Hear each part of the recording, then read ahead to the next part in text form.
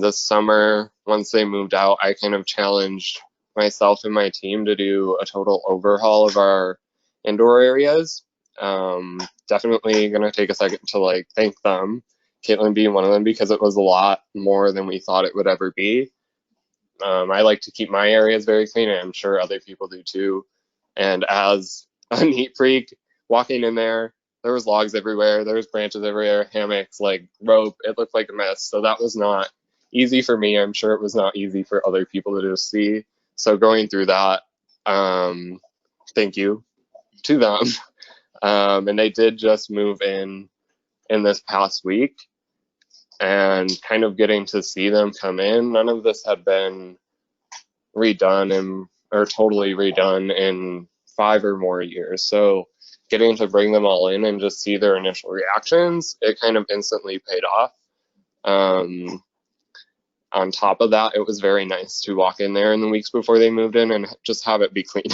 So, but we've definitely seen behaviors, some of them I'll touch on in a little bit, that have shown us that having done that definitely positively impacted their lives. And we got to see them enjoy something that we put work into for their sake. And I think we all know that that's very rewarding to actually see an animal use something that you spent your time on. So one of the major kind of things that we had to do when we took on that project was covering all of our exposed chain.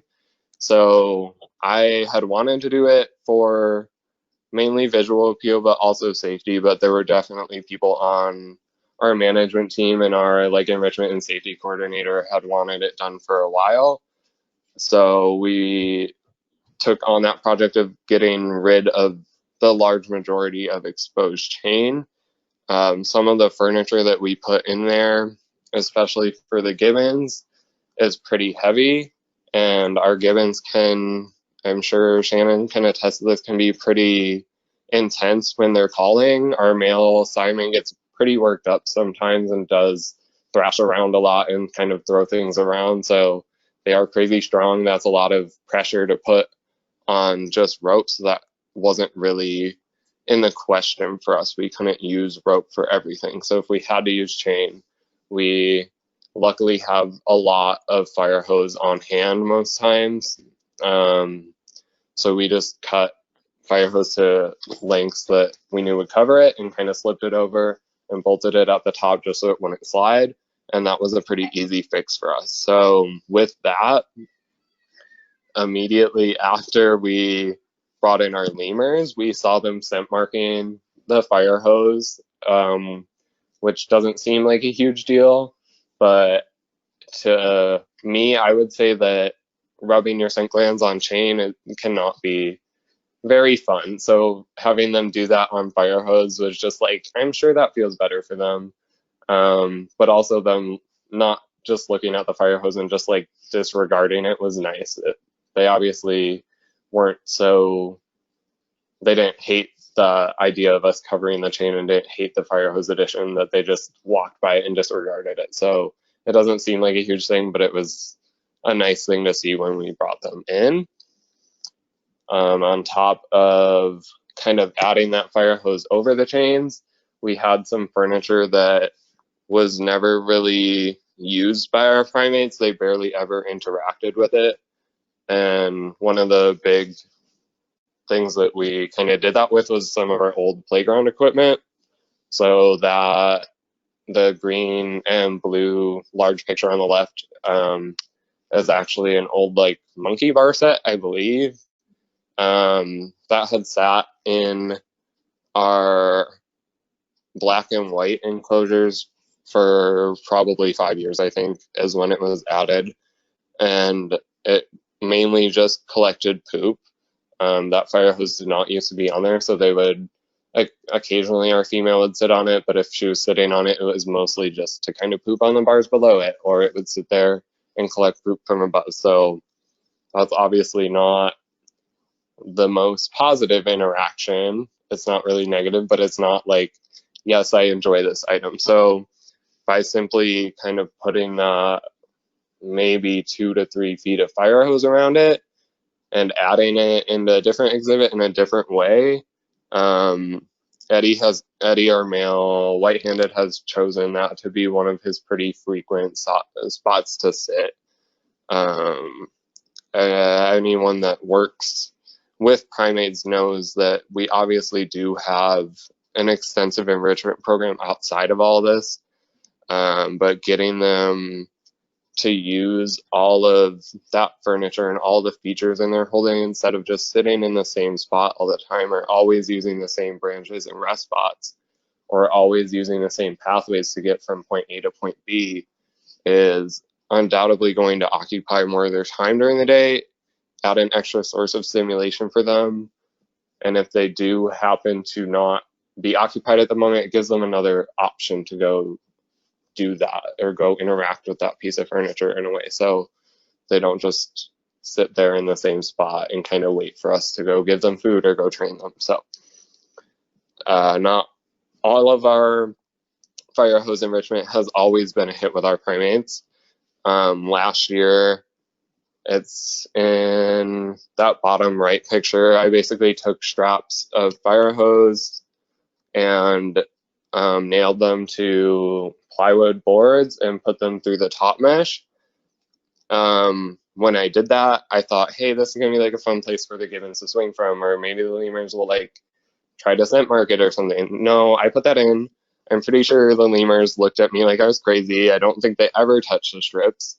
But while we were kind of redoing things this summer, one of my team members added a few links of chain to the end of those strips, and just adding those little pieces of chain made an insane difference. Now it gives some functionality to that. So before, where it would have just hung there and we couldn't do anything with it, and they just kind of stared at it, we can actually hang food or toys or enrichment items from that, and they have to actually acknowledge that that thing exists to get their food. So it doesn't just sit there and they don't just stare at it. It's something that they have to look at. It's obviously not super stable, so it's another thing that we can add enrichment to, and it's more dynamic for them. It doesn't just, hey, you walk up to this, it's not going to move away from you. If they try to grab something on it, it's going to swing back and forth. So it gives them a little bit more of a challenge to kind of work around that. Not that it's going to take them a crazy amount of time to work around that, but it's still more time to their day. And then on the top right, even that tiny piece of fire hose that is kind of put there like a tiny swing, that's a scrap that was left over from an extra project. So that was going to get tossed, and then we just took it and drilled some holes through it and put some rope in it. And now our lemurs sit there and just kind of hang out there, and it gives them another place to take a nap or sit in between feedings or whatever they would like to do with it, besides obviously like their big platform or their nest box. So it just is kind of widening their horizons and giving them more choices. So by maximizing what we have, which in our case was a lot of fire hose scraps that probably would have just been thrown out, we've added an insane amount of furniture and different things to our indoor primate holding that the primates actually enjoy. And for the most part, we didn't have to spend anything on that, maybe for nuts and bolts, but that's something that we were already buying. So it's not, I think this is a big example of something that we maximized what we had, and it had a big payout for us. So, and then kind of the last unenrichable animal that we deal with on a daily basis is our tigers. More specifically, it's our male Victor. So that picture is actually of our 3-year-old female Zoya, who's not as destructive, probably mainly because she's not as strong. But Victor is 9 years old, so he's full grown. He's got all that strength, everything that he can use. So he does make sure to very frequently remind us that tigers have the strongest bite force of any cat. And his probably favorite way to do that is to poke holes or put gashes or basically anything he can do to a large enrichment item to make it so we can't use it for him again or use it for the other tigers because it's no longer safe. So he took one of our extra heavy duty weebles that we usually use a dolly to transport. And one day he had it many times before that. One day he took it and was dragging it in and out of his pool, and he decided that it was a good day to poke his tooth through the one probably vulnerable spot on it at the top where there was a cover on it. So he put his tooth under that cover, and he did get it stuck. He got out of it. I think it was more fun for him than anything. He never seemed stressed about it, but he made sure to kind of show us that he can still break these extra heavy duty things that are not cheap. So even though he loves a lot of his toys and he loves a lot of different enrichment items that we've given him over time, he does a very good job at providing me and my team with a lot of challenges when it comes to giving him enrichment daily. And that challenge is very apparent whenever we try to come up with new things to give him. Since for anyone that doesn't know, we did just open our new tiger habitat within the last year. So he did move over earlier this year from our old cat complex. And since moving to his new home over in our new Amur Tiger area, his activity level throughout the day has increased exponentially. So with that, you obviously get a huge increase in interaction time with any enrichment that he likes or he likes to kind of play with. So things he used to be kind of okay with, or things that we used to be able to give him, and he would, mess with it, but he wouldn't mess with it all day. Now that he's getting the chance to mess with it all day, he has shown us that that item is not foolproof to him, and he can, in fact, still defeat it. Like when he did that to the Weeble, he was extremely proud of himself, and he did drag it around the exhibit for a while.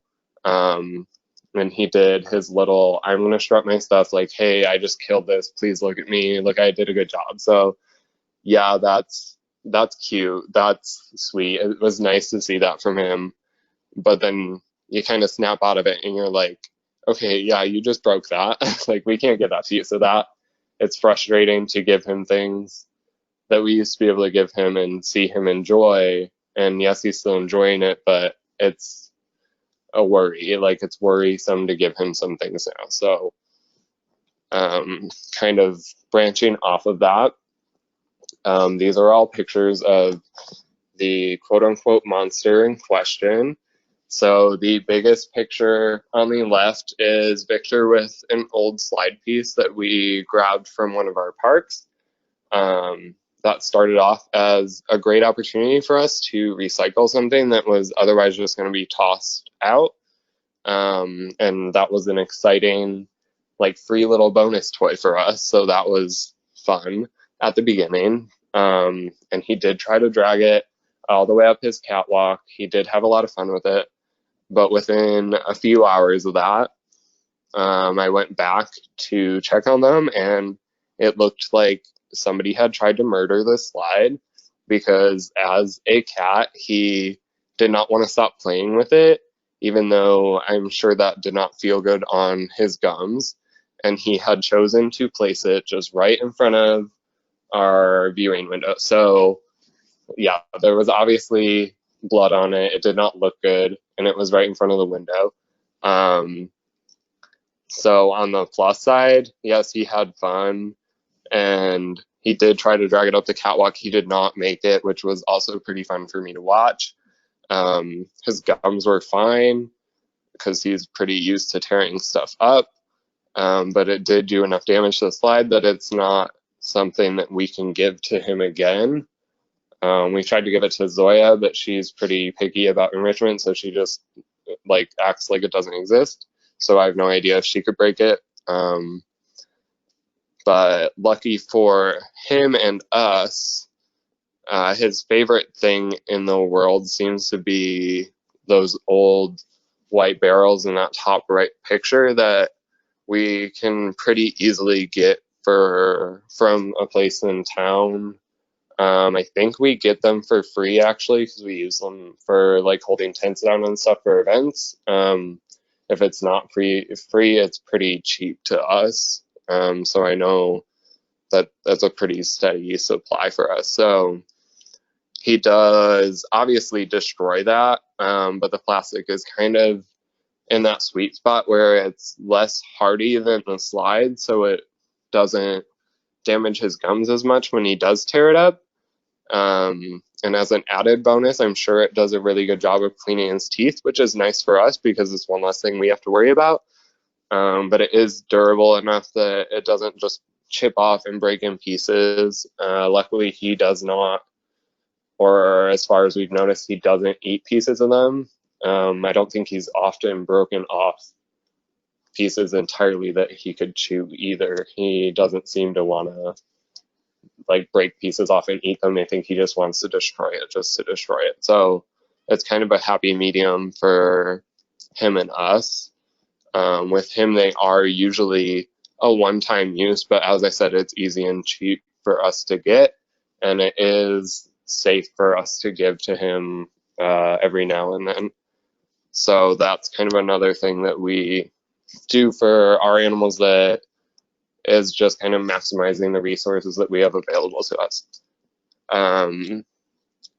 For the most part, he doesn't really enjoy the smaller sizes of boomer balls too much.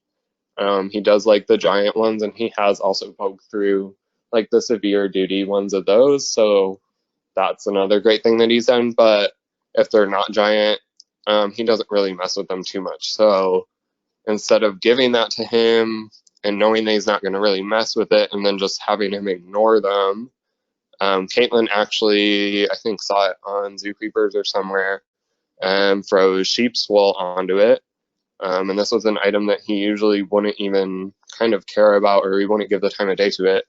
But by just adding something that we have to us, available to us because we have sheep, it kind of turned it into a fun, like, small prey item in his mind, and it was something he could take down and play with all day and kind of be proud of taking that down. So that's a great natural behavior and natural instinct to kind of encourage in him, since he is obviously a tiger that likes to show that he can destroy things.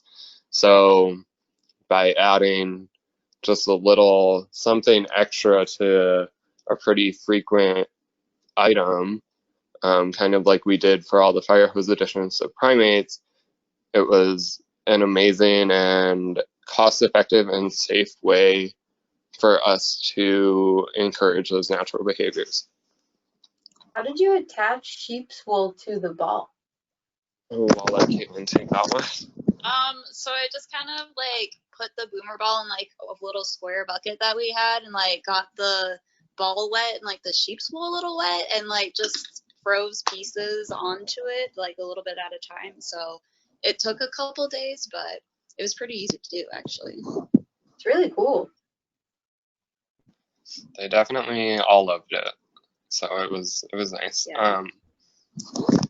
So I'm going to cheat a little on this slide because it's not something that we use for kind of our animals, but it's something that the zoo did that I think is a great addition to an animal that's not all of the ways easy to enrich. So in that bottom left corner, that pulley apparatus actually lives in our lion day room.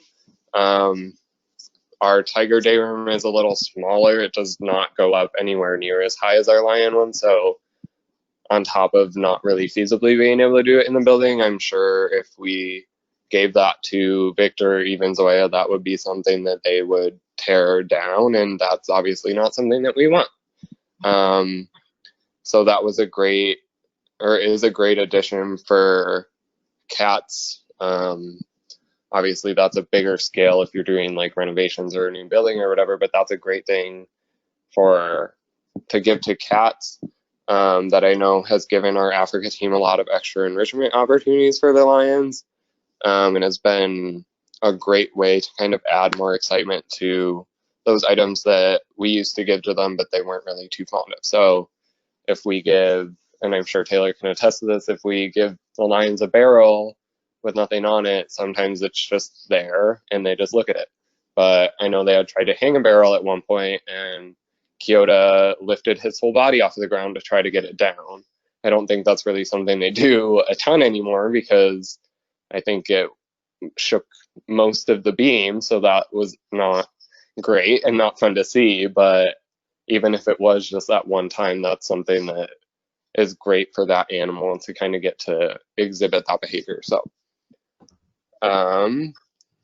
the last thing that we kind of did to try to enrich our more difficult to enrich tigers was adding these larger and taller platforms to the yards, to give them obviously shelter, most importantly, especially with our winters, but also to kind of capitalize on that natural instinct or desire to want to be high up and kind of see a larger portion of their territory at one time. So I was given the chance to kind of design those, and I did model them after our bear platform. I just kind of changed the heights and the dimensions a little. So instead of, I think, smaller platforms in like 4 and 7 foot heights, I went with 4 and 8 foot heights. And the platforms are 8 by 8 feet. So that's plenty of room to kind of give all of our tigers that space to stretch, and get off of the ground and get a different view of their area. So it sounded fun, sounded like a great thing to give to them. And it did turn out great. It looks great. It's a nice addition to the exhibit. And that's all thanks to some Air Force volunteers that we had come in and build it. But both of our tigers legitimately never touched them. They both had plenty of opportunities to do so, but they never thought that that was something that they wanted to do. So yeah, that was a little agitating.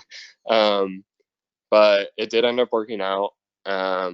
We did move our moor leopard clover over to that building just so we're prepared for renovations on our old cat building. That kind of brings me to my last slide, which is just kind of a little appreciation post or shout out to Clover for actually using those platforms that I did take time to design. I did have to fight for them a little. I did have to fight for those sizes. So just a big thank you to her for not being a complete chicken, even though she is our tiniest cat. But a little proud moment for her that she took that on, and our 400 and 300 pound tigers were apparently too scared of that. So kind of to wrap up, I just want to say Caitlin's the only one for my team here, but thank you to my team. And that goes to Taylor and whoever else is here from Roosevelt Park 2. We're all pretty collaborative, so thank you guys for pitching in and helping. Thank you for helping me think of and implement kind of fun ways to enrich our most difficult to enrich animals. Thank you guys for listening. I hope it was interesting. I hope you learned from it. If you have any questions about anything, feel free to reach out. Feel free to ask now, whatever works best for you. Tyler, did you see the questions in the chat? I did not. I can go look at those. Oops, didn't mean to do that. What?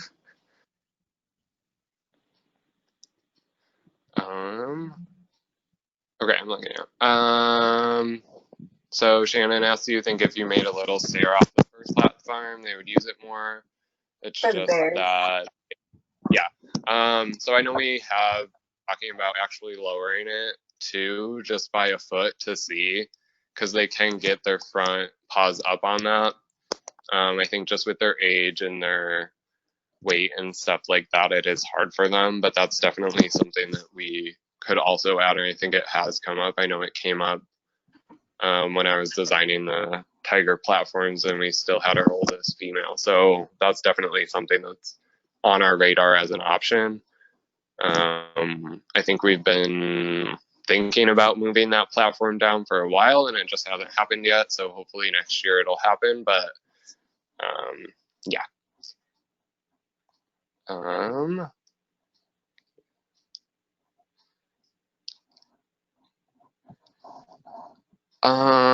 For Katie, we don't have a ton. I mean, we could let, yeah, our sheep, I know one of our sheep, Noah, is pretty well trained, so one of our North Trail keepers could easily bring him over and walk through the yard.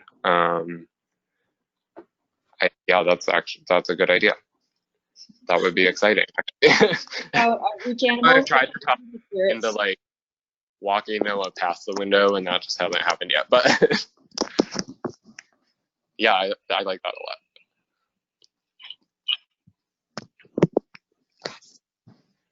Tyler, what about some of the outreach animals, like either Taco or the ferrets or something going in there too? Especially they'd get grass time, and that'd probably be pretty fun.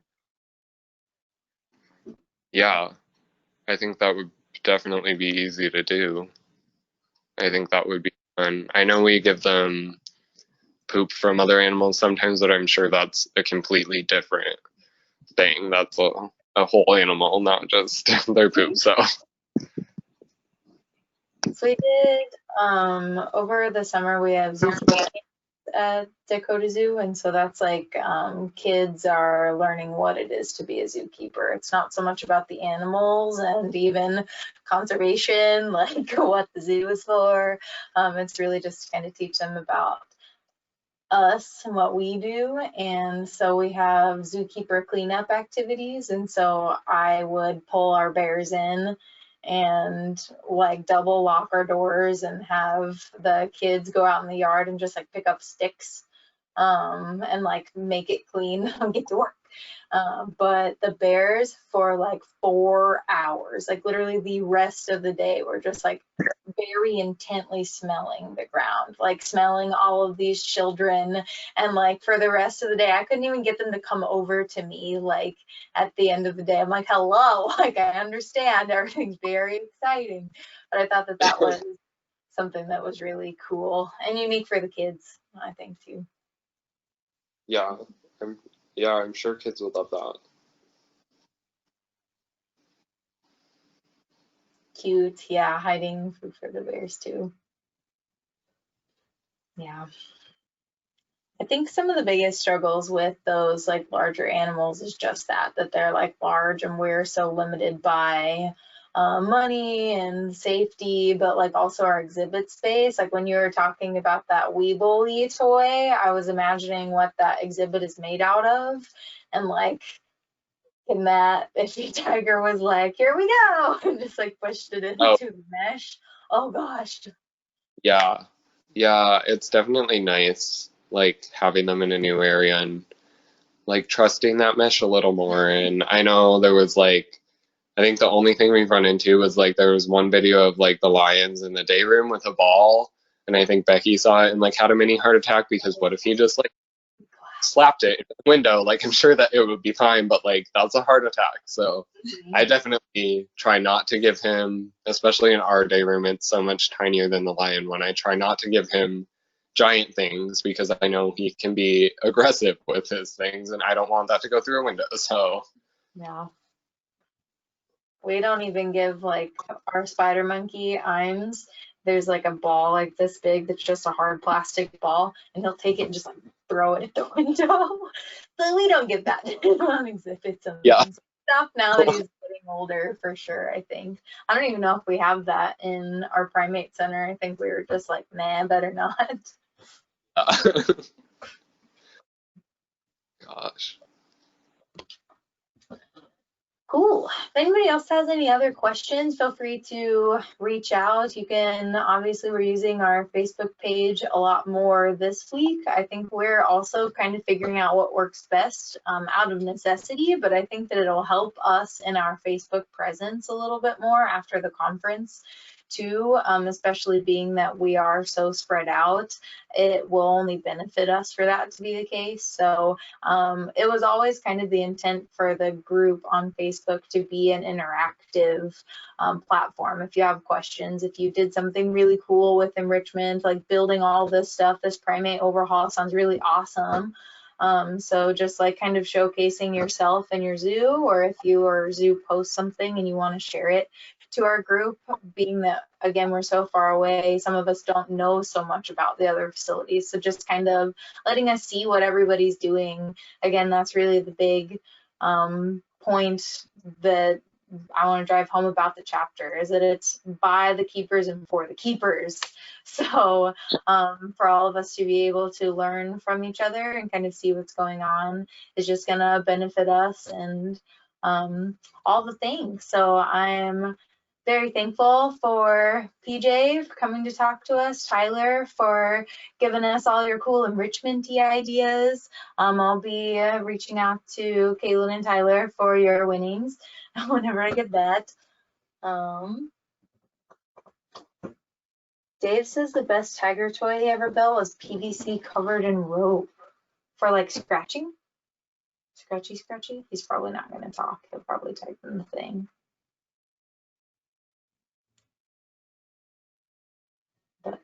He's not going to be able to go to Swiss drawing, so if you're still... Yeah, that tiger toy was a 12-inch piece of PVC, 12-inch round piece of PVC, probably 5 feet long, with end caps on it. And we wrapped it with 1-inch hemp rope and filled it with sand so it was heavy. That was probably the best toy we ever built for the tigers. That's cool. Did they throw it? No, they drug it around, and you can go and pour things on the rope and scent it and with blood or different things. You can change the scent of it every time, and it it really, the only drawback that we had was we glued the end caps on. And in hindsight, I wouldn't do that again. I'd bolt the end caps on, because then you could take the end caps off and replace the rope when they chew up the rope, so you don't ruin that piece of PVC. That makes sense.